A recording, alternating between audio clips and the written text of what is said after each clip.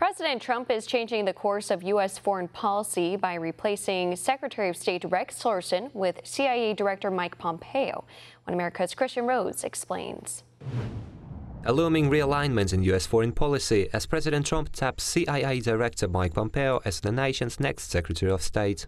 The president's dismissal of Secretary Rex Tillerson from his role, effective on March the 31st, is widely expected to put in order U.S. foreign affairs, previously stained by disagreements between the president and the nation's chief diplomat. My first reaction was it finally happened, because this is something that people have been talking about for quite a long time. Then I thought, well, this will be an interesting moment because these Korean negotiations that everybody's focused on really need strong leadership at the State Department, and it's likely that Secretary Pompeo will be more closely aligned with the president than Secretary Tillerson was. Pompeo has repeatedly said his main priority is U.S. national security. He's long criticized the Iran nuclear deal and advocated for America's withdrawal from the agreement, which President Trump described as terrible and unfair. Pompeo's positions on key foreign policy issues are expected to help the president advance his America First agenda in the international arena. Pompeo is a great choice. The primary job of the Secretary of State is to be able to execute policy and to explain policy to the world in terms of what the president's thinking.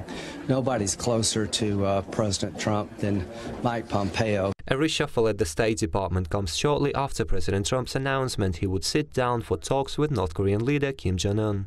Pompeo is also known for his hardline stance on North Korea, dismissing reports of warming in the intra-Korean relations and warning North Korea is still advancing its nuclear and ballistic missile programs. He says Pyongyang's charm offensive is aimed at winning time as well as the hearts and minds of the international community to force a reunification on North Korea's terms. I talked last week about the fact that North Korea is ever closer to being able to hold America at risk. It's not a static time frame.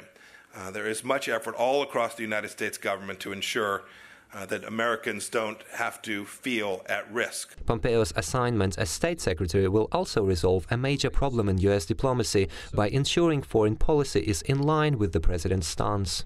His close ties with the president are also expected to speed up State Department's decision-making in coordination with the White House, boosting overall efficiency of U.S. foreign policy course. I've worked with Mike Pompeo now for quite some time. Tremendous energy, tremendous intellect. We're always on the same wavelength. The relationship has been very good, and that's what I need as Secretary of State. Still, one major direction of American diplomacy under the new Secretary of State remains unclear: Russia. Previously, Pompeo criticized Russian President Vladimir Putin, but hasn't voiced an opinion on how to move the complicated bilateral relations forward.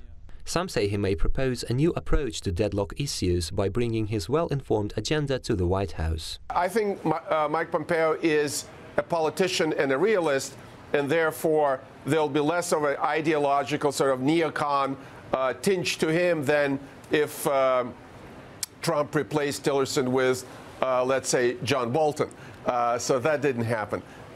So I think it'll be a Trumpian foreign policy more than before. Pompeo's confirmation by the Senate Foreign Relations Committee is slated for April.